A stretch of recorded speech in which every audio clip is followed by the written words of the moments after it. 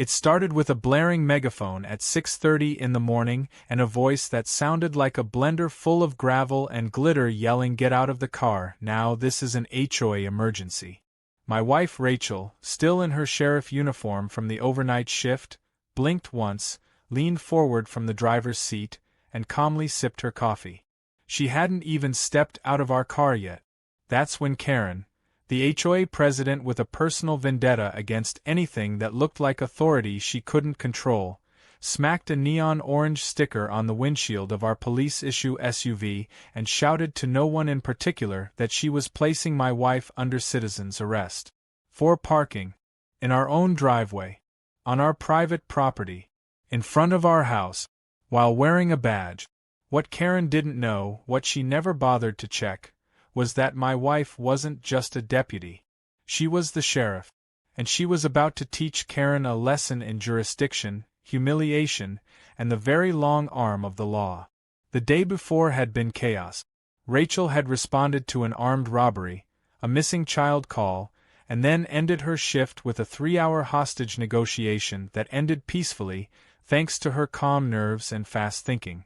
She rolled into our driveway just before dawn, exhausted but satisfied, only to be met by the screech of Karen's golf cart zipping down the street like a suburban missile.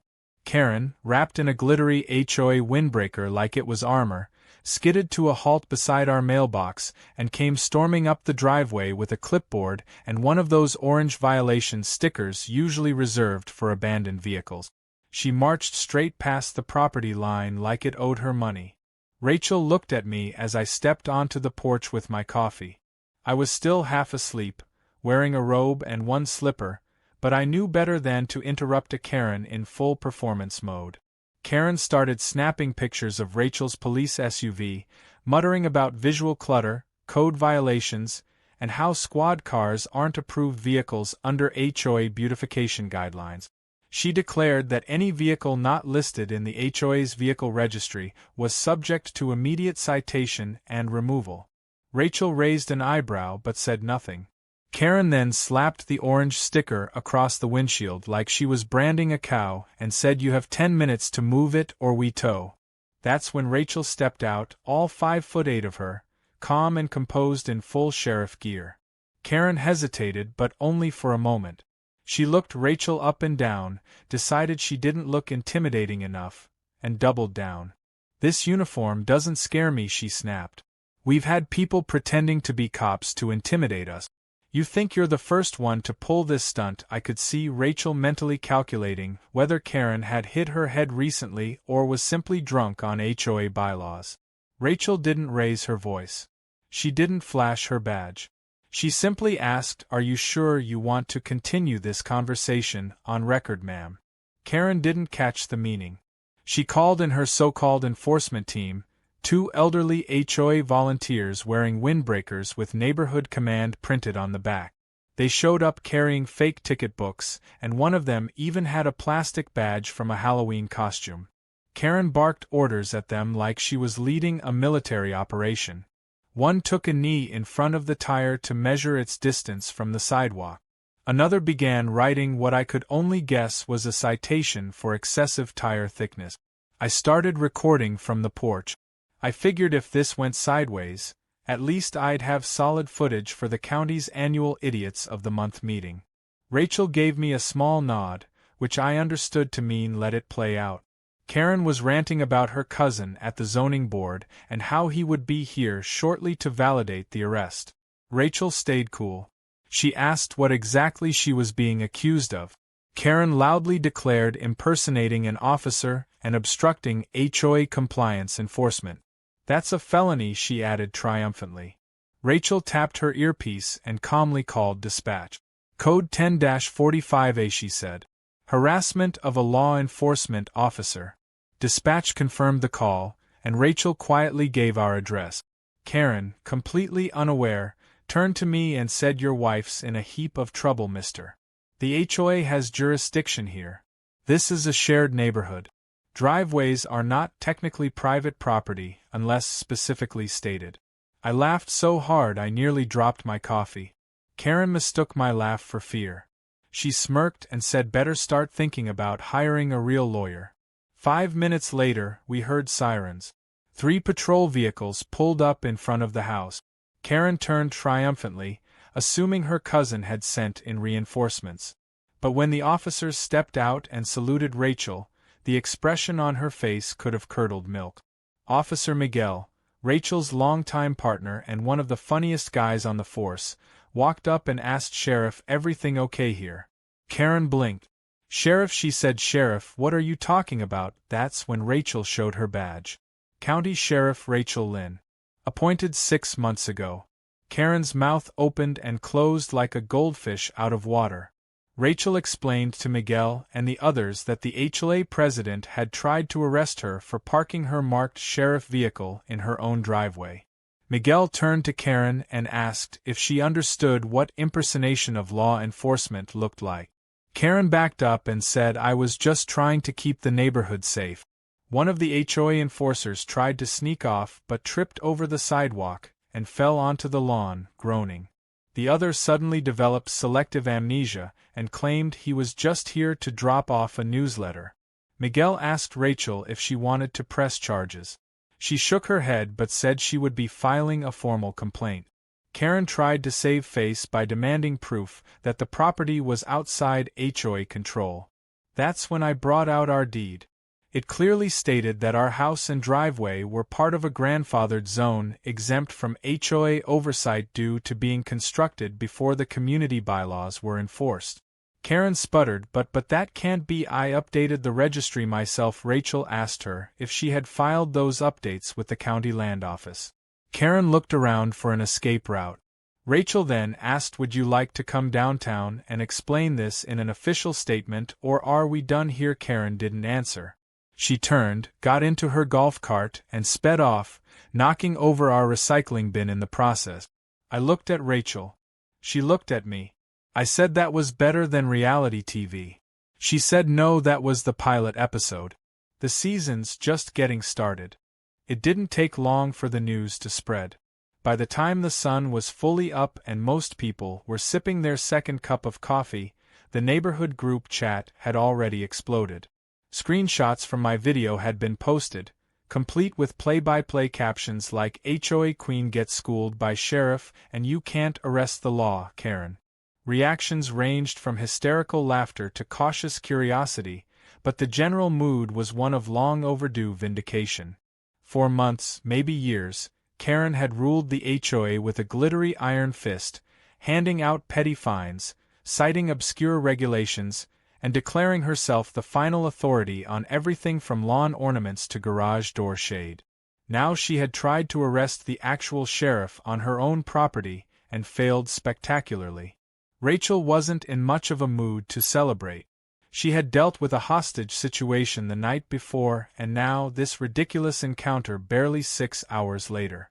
Still, she made time to file a preliminary complaint with the county's legal affairs office and submitted the bodycam footage, along with my porch recording. Not because she wanted revenge, but because she knew this sort of behavior, if left unchecked, would escalate. And she was right. That same afternoon, a certified letter arrived at our door. It was from the HOA, bearing Karen's signature, and it accused Rachel of creating a hostile environment, impersonating law enforcement to intimidate residents, and violating community decorum with an unregistered government vehicle. Rachel read it once, exhaled through her nose, and muttered, "Well, this got dumb faster than I expected." We knew Karen wouldn't take the public humiliation lightly, but neither of us expected her to try doubling down with actual legal threat. The letter also demanded that Rachel cease all use of the driveway for law enforcement vehicles, effective immediately, or face a formal action for trespass and intimidation. Rachel chuckled, but there was steel behind it. She was already making calls before she finished her second sip of coffee. The letter wasn't just absurd, it was actionable. She reached out to the county legal advisor, a friend named Hannah, who immediately asked if she could get popcorn before reviewing the footage. Within an hour, Hannah had drafted an official response that made Karen's letter look like a child's crayon drawing. It cited multiple violations of state statutes, impersonation of legal authority, misuse of HOA powers, and a potential interference with law enforcement operations. She even attached a request for a cease and desist order against Karen herself for ongoing harassment. The paperwork was formal, thorough, and just polite enough to be legal while still letting Karen know she was in over her head. By the next morning, two things happened. First, a squad car from the sheriff's office arrived with a deputy to personally serve Karen the cease and desist order. Second, Karen had printed flyers and was handing them out door to door. Each flyer warned residents of dangerous impersonators wearing stolen uniforms and pretending to be county officials, complete with a blurry screenshot of Rachel standing next to her own cruiser. Karen claimed she was protecting the neighborhood from frauds and had uncovered a deeper conspiracy involving rogue public employees. Neighbors called us all day. Some laughed. Some were concerned. A few admitted they were honestly confused. Rachel, to her credit, never got angry.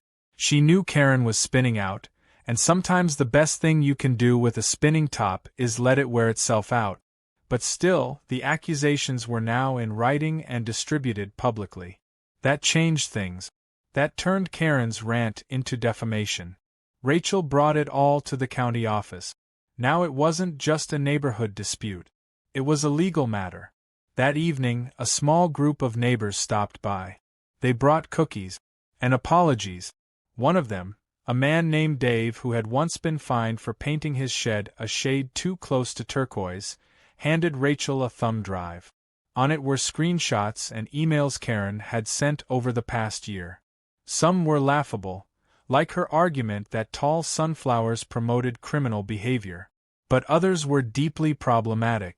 There were threats to revoke access to community facilities, random late-night patrol reports that listed specific families as suspicious, and a draft email to the board suggesting the HOA install plate readers at the neighborhood entrance.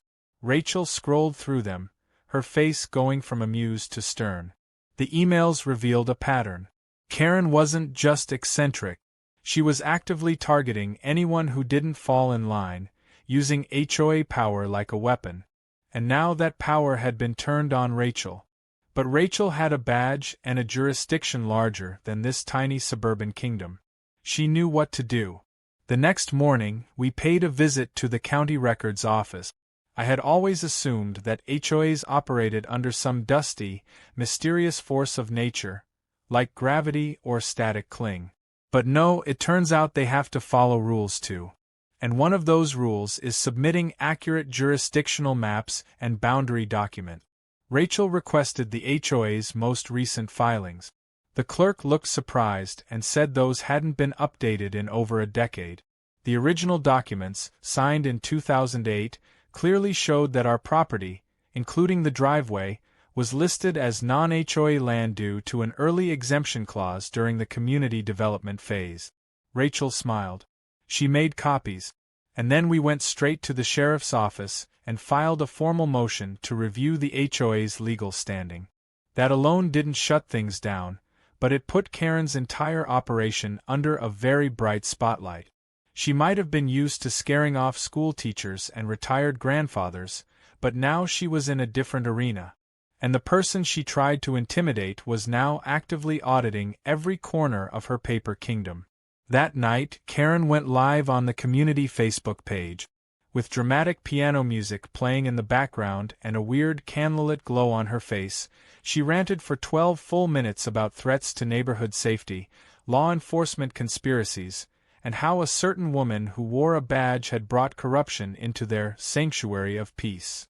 The video was shared 37 times and immediately ratioed with comments like "You lost your mind, Karen," and "Sheriff owns that driveway, you loony." Karen shut off comments 2 hours later. Meanwhile, Rachel was contacted by someone unexpected, a former member of the HOA board named Nadine. She said she'd resigned 2 months ago after Karen pushed through a policy banning garden gnomes and hanging laundry outside. Nadine confirmed that Karen had rewritten several internal policies without board votes, and worse, had diverted HOA funds to hire a private compliance assistant. That assistant? Her nephew. No job posting. No qualifications. Just a monthly check for $500 for quote monitoring violations. Rachel thanked her and added the information to the growing file. The case wasn't just personal anymore. It was procedural, financial, and potentially criminal. Karen had tried to arrest the sheriff in her own driveway, and now the sheriff was coming for her. Not out of spite, but in defense of every neighbor who had ever been bullied, threatened, or fined for nonsense. It was no longer about a parking dispute. It was about power, abuse, and consequences, and it was far from over. 2 days after Karen was served the cease and desist, I walked out to grab the mail and found another surprise waiting for us. This time, it wasn't a handwritten threat or a neon-colored violation note. No, Karen had escalated things to full-blown legal absurdity. Sitting in our mailbox, stamped and everything, was a formal complaint from the HOA citing my wife for the unauthorized use of an official vehicle on private neighborhood grounds, alleging intimidation through attire, and demanding a formal HOA arbitration hearing. The letter was attached to a photo of Rachel's patrol SUV in our driveway, taken at a crooked angle, probably from behind a bush. It looked like evidence from a backyard spy ring. I stood in the driveway reading it out loud, and Rachel, who was inside cleaning her service weapon after a training session, just rolled her eyes and muttered she's doubling down with both feet. We didn't respond right away. Rachel had already filed official complaints through the sheriff's office, and the legal team was now taking over the deeper investigation. But Karen's latest move was more than just irritating, it was theatrical. She wasn't content with embarrassing herself in front of deputies and neighbors. Now she wanted a courtroom stage. The next morning, we got a call from the sheriff's department's legal counsel, letting us know that Karen had indeed filed a civil suit, alleging misuse of police authority, emotional distress, and character defamation. The target? Rachel. Not the HOA. Not the county. Just Rachel, personally. The sheriff. For parking. In her own driveway. I laughed, then stopped laughing when I realized we'd have to show up in court for this nonsense. Rachel, unfazed, pulled out a folder titled Karen Case and began organizing evidence. She already had photos, video, property documents, a log of every false HOA claim, the body cam footage, and a fresh stack of emails leaked from former board members. Karen, it seemed, was trying to put out a fire by throwing gasoline at a gas station. One of those former board members, a quiet accountant named Leah, reached out privately and asked to meet. We met at the local coffee shop, where Leah showed up with a nervous smile and a laptop bag. She'd only served under Karen for 6 months but had quietly archived everything she'd been sent. Inside her files were receipts, HOA newsletters with false citations, and most damning of all, a ledger showing HOA payments labeled miscellaneous consulting fees that had been signed off by Karen alone. Leah pointed to one entry marked July 17. Community Defense Operations Retainer, $900. Under that was another. HOA Strategic Enforcement Training Seminar, $450. Leah said that seminar was her nephew running a YouTube video and handing out fake badges. Rachel took the files and added them to her growing mountain of documentation. It was one thing to harass neighbors, but now it was looking like misappropriation of funds and fraud. Rachel immediately forwarded the documents to the county auditor's office. The sheriff's legal team had also begun poking around, asking how HOA dues were spent and whether Karen had legal authority to enact half the rules she was pushing. The timing couldn't have been better, because the court date for Karen's absurd lawsuit was scheduled for that Friday. Friday morning came fast. The courtroom was packed, not just with legal reps but with curious neighbors. Word had spread, and people brought their coffee and popcorn like it was neighborhood theater. Karen entered like royalty, wearing a tailored beige suit with HOA Forever embroidered on the lapel and a massive binder under one arm. She waved to someone in the gallery and gave Rachel a smirk like she'd already won. Her lawyer, a guy I recognized from a billboard ad about car accidents and dog bites, stood up and began with the most dramatic opening statement I'd ever heard in a civil hearing. He claimed Karen had suffered emotional trauma, intimidation, and was now unable to enjoy her leadership role due to Rachel's intense militarized presence. Rachel said nothing. Her legal rep, an unassuming woman named Carla with the quiet voice of someone who'd won bigger fights with smaller words, calmly stood up and handed the judge our response packet. Then she played the bodycam footage. The room went completely silent as the screen showed Karen slapping a citation on a patrol SUV, yelling about arrests, and refusing to acknowledge the sheriff's identity even after being told plainly. There were audible gasps when Karen claimed authority over the sheriff's own driveway. But the moment that really broke the silence was when Karen's voice echoed through the speakers. "You're not the law here, I am." The judge raised his eyebrows and turned to Karen. "Is that you making the citizen's arrest?" Karen hesitated. She said yes, but added that she believed she had authority under HOA Statute 11. The judge asked her to produce that statute. Karen fumbled in her binder, flipping past dozens of pages of what appeared to be printouts from internet forums. When asked directly if she had the power to issue legal citations or restrain vehicles on non-HOA property, Karen replied the community needs to feel safe. Rachel's side didn't even need to rebut it. The judge asked for the property exemption form, and Rachel produced the deed and county map proving her home was outside the HOA boundary. It had been grandfathered in before the HOA even existed. That's when things took a dramatic turn. The judge, now visibly annoyed, asked Karen whether she had confirmed jurisdiction before issuing citations or attempting a citizen's arrest. She tried to pivot again, claiming that the sheriff's presence had caused a panic. But the gallery's quiet laughter betrayed the truth. The judge turned to her lawyer and asked whether his client understood the legal implications of impersonating an officer and submitting fraudulent citations.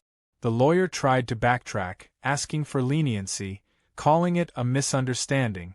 The judge was not having it.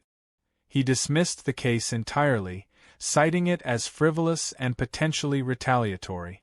Then, he issued a formal warning to Karen, stating that any further actions resembling harassment or impersonation would be grounds for criminal charges. Karen's face turned red, then purple, then something between the two. She grabbed her binder and stormed out of the courtroom, brushing past neighbors who couldn't hide their smirks. Some applauded quietly. One man muttered, "Should have parked better in your own ego." The courtroom buzzed with energy as Rachel shook hands with the legal team and calmly walked out, smiling but composed. I followed her to the car and said, "Well, that was a decent episode too." She grinned. "We're just getting to the season finale." That night we got another anonymous message. A link to a shared folder filled with HOA internal documents, board meeting recordings, and even audio files of Karen berating board members who disagreed with her. One voice in the recording trembled as Karen threatened to remove them from the committee if they didn't vote to fine a family for placing a little free library box on their lawn. That was the last piece of the puzzle. Rachel compiled everything and submitted it to the county DA. It wasn't just a driveway feud anymore. It was now a full investigation into HOA corruption, misappropriation of funds, and abuse of position. Karen had gone after the sheriff with citations and paranoia. Now the sheriff was going after her with the law. And for the first time, Karen was about to find out what real consequences felt like. The courtroom may have closed its doors on Karen's ridiculous lawsuit, but the real storm was only beginning. What had started as a petty attempt to control where Rachel parked had spiraled into something far larger than our neighborhood drama. With the case dismissed and the evidence we'd gathered now in the hands of county investigators, the focus shifted away from Rachel and squarely onto Karen.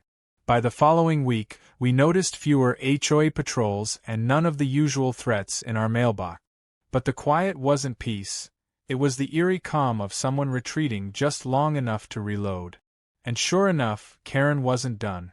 2 days after the hearing, a folded flyer was taped to every front door in the neighborhood.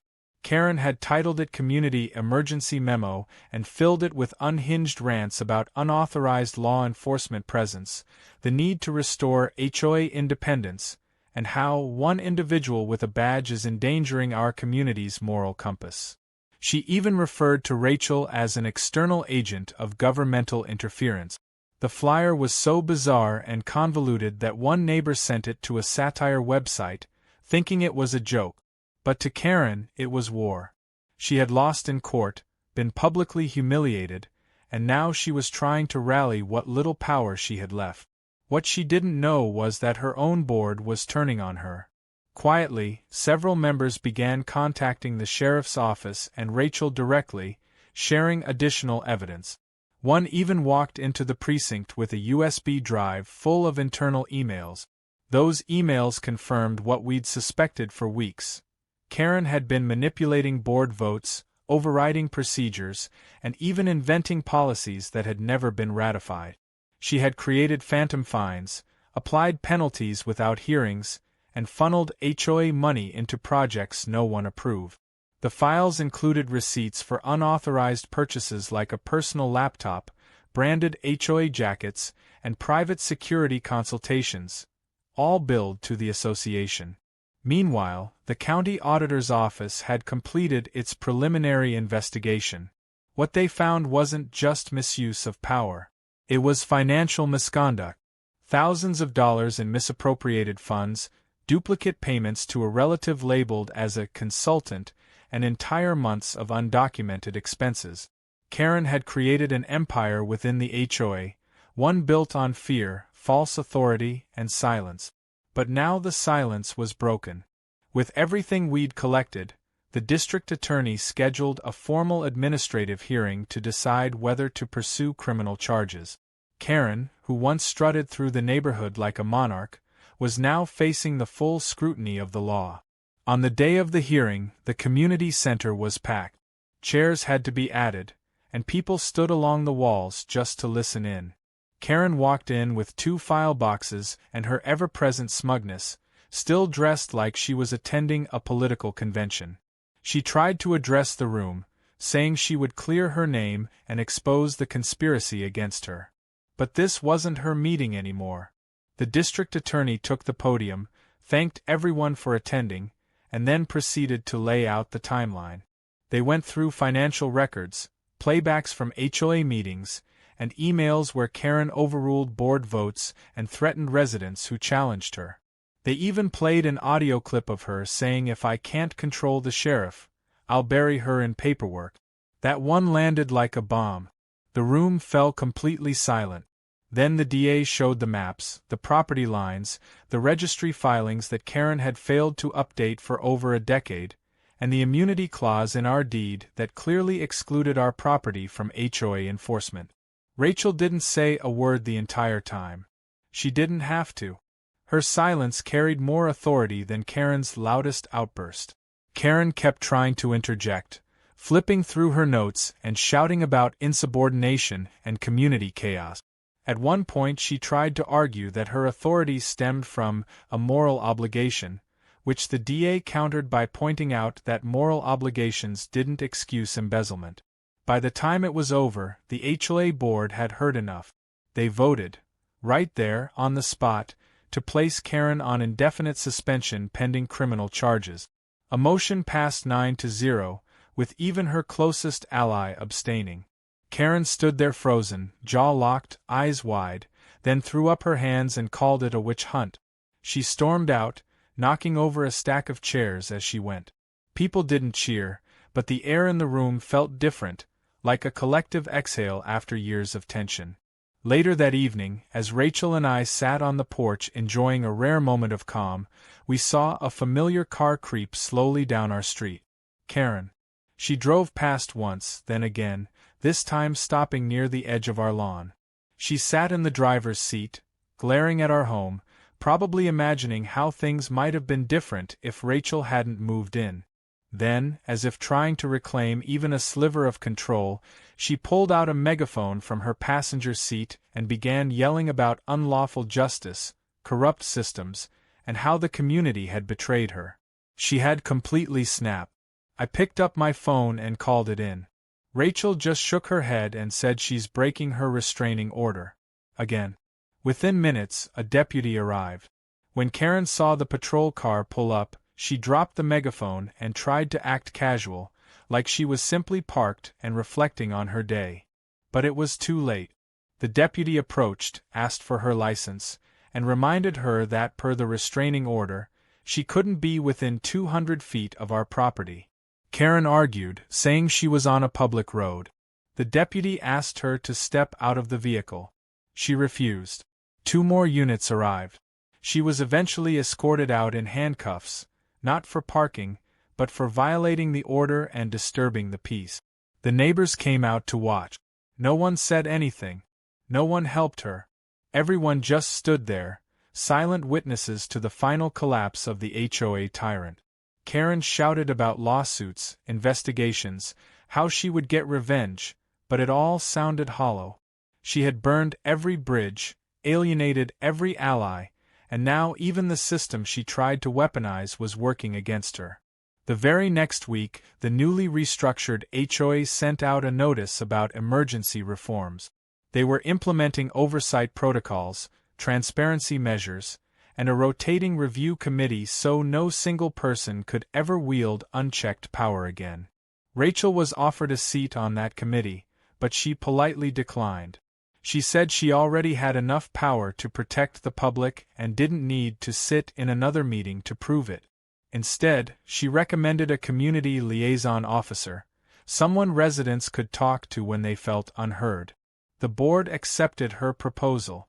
Meanwhile, the local paper picked up the story. Their headline was equal parts satisfying and surreal.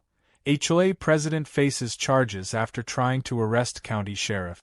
Underneath was a photo of Rachel, in uniform, standing beside a neighbor's lemonade stand. The caption read, "The law lives here." That weekend, the community threw an unofficial block party. Someone printed T-shirts that said "My driveway's under protection." Someone else brought a karaoke machine and played "I Fought the Law" on loop. Rachel even parked her squad car sideways across our driveway for a laugh. She leaned against it with sunglasses on while kids drew chalk outlines around it like a crime scene. It was the first time in months that people laughed without tension. No fines. No threats. Just neighbors being neighbors. The nightmare was over, or at least contained. Karen's empire was in ruins, her reputation unrecoverable. And the sheriff? She had parked her cruiser, sipped her coffee, and reminded everyone what real power looks like when it's used with restraint, patience, and just the right amount of timing. It had been 3 peaceful weeks since Karen's breakdown, and the neighborhood had begun to breathe again.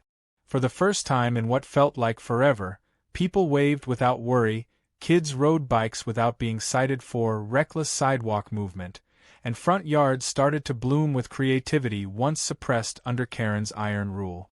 Lawns that were once forced into dull uniformity suddenly had personality again: painted rocks, bird feeders, solar lights, even a pink plastic flamingo or two. The HOA, now operating under interim leadership, had begun issuing newsletters with actual community updates instead of weekly threats. It was a slow return to normalcy, the kind you only recognize after chaos has left. Rachel kept her role low-key during all of it.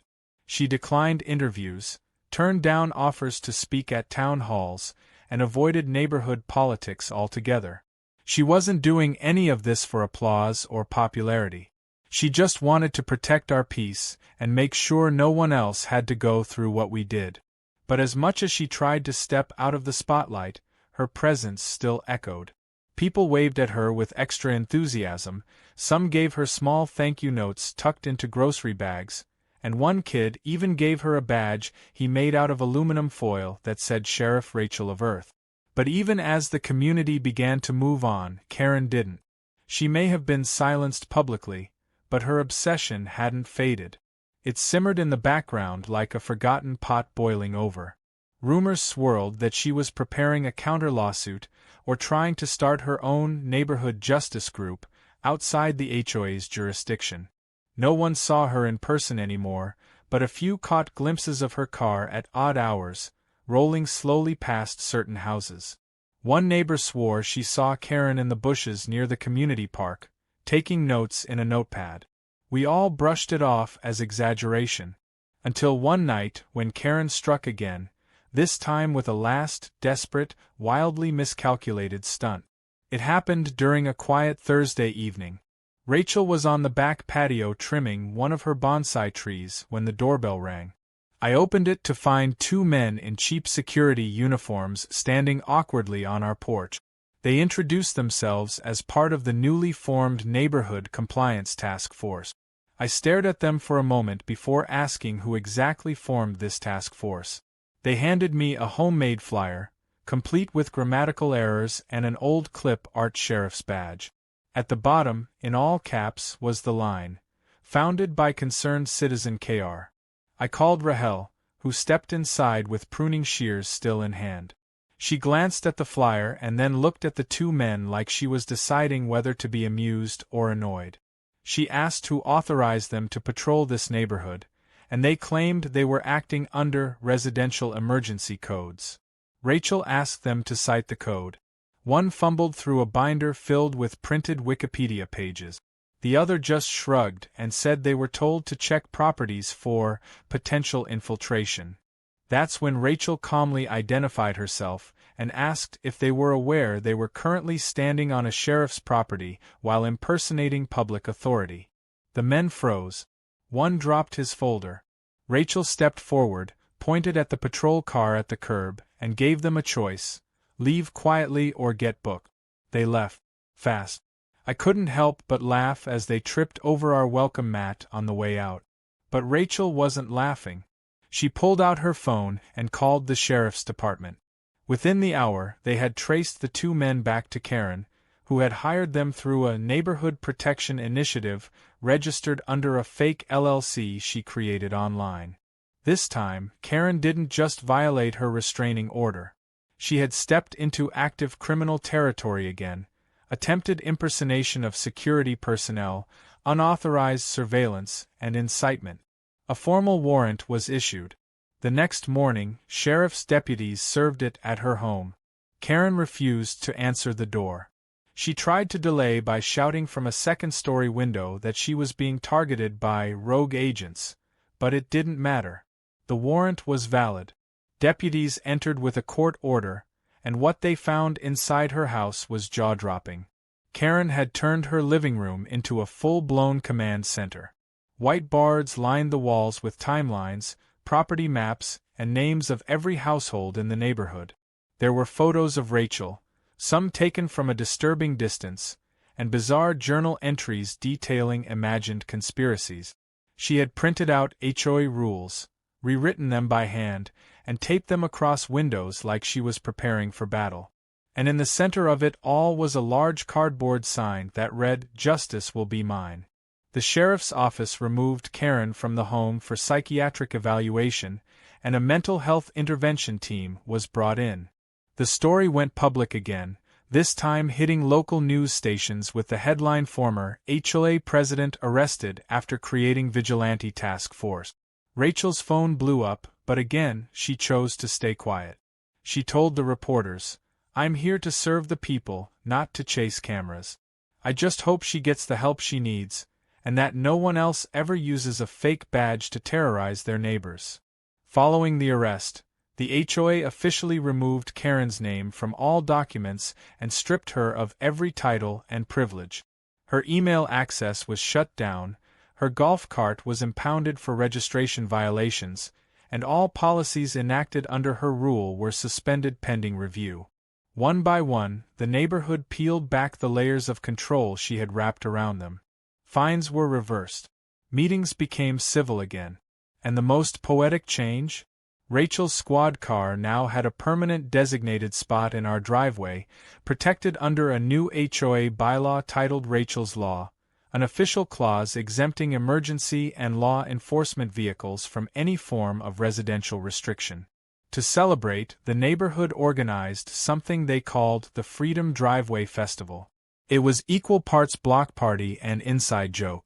Neighbors lined the street with mock crime scene tape around their driveways, created fake HOA violation trophies, and even set up a dunk tank with a cardboard Karen cutout that could be triggered with a direct hit. Rachel stood by with a quiet smile as people toasted to no more paranoia and no more pop-up bylaws. Kids ran around wearing plastic badges that said "Not You," Karen, and adults laughed freely, a sound that had been rare for too long. Later that evening, as the party died down and the sky turned a soft orange, I found Rachel sitting on the porch, boots off, eyes half closed. She looked peaceful. I asked her what she was thinking. She said, "I joined law enforcement to protect people. I never thought the biggest fight I'd face would come from someone policing mailboxes and trash cans."